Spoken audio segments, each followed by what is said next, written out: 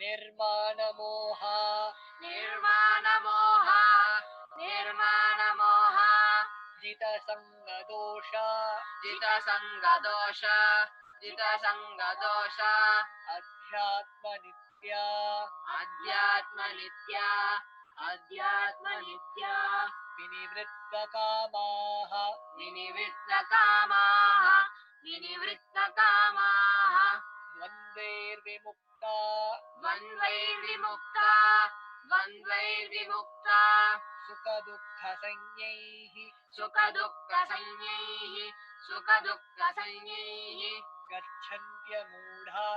गच्छन्त्यमूढा गच्छन्त्यमूढा पदमव्ययं तत् पदमव्ययं तत्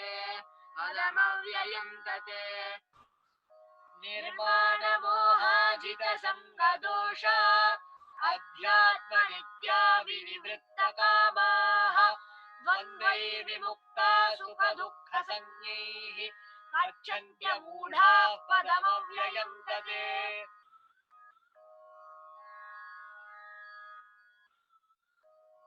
Those who are free from pride, disillusion and attachment, those who dwell in the self, who are done with lust,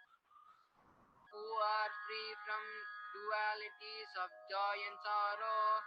not confused, and those who know how to surrender to the Supreme Person, attain the eternal consciousness.